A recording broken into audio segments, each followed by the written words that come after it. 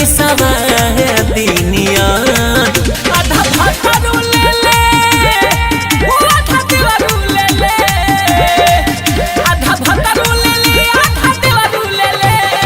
बाटी के खाले पारा सादिनिया आधा भतरू ले ले आधा देवरू ले ले बाटी के खाले पारा सादिनिया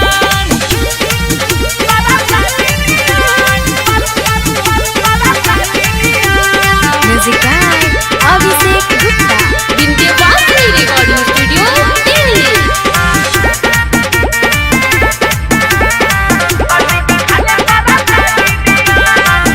एकनी के अति देखी माथा भइले आउट दिनों रात लहंगा में करले मिलावट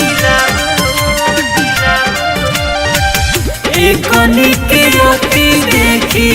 माथा भइले आउट दिनों रात लहंगा में करले मिलावट ए सखी ससुरा में मजा मिले सादिनिया ससुरा में मजा मिले सादिनिया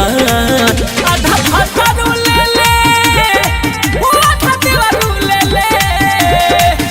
आधा भतरू ले ले आधा देवरू ले ले बाटी के खाले पारा सादिनिया आधा भतरू ले ले आधा देवरू ले ले बाटी के खाले पारा सादिनिया पारा सादिनिया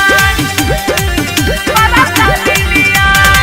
बाटी के खाले पारा सादिनिया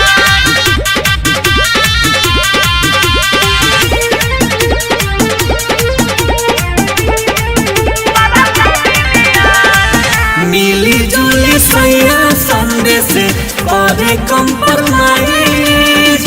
झूले जाता दीवारा धके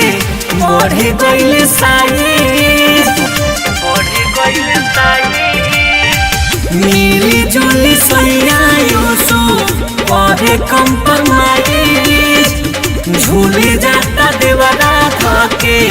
बढ़े गईले साइज का कहीं खुश बा विशाल दिलालमा बादिनिया खुश बा विशाल दिलालमा बादिनिया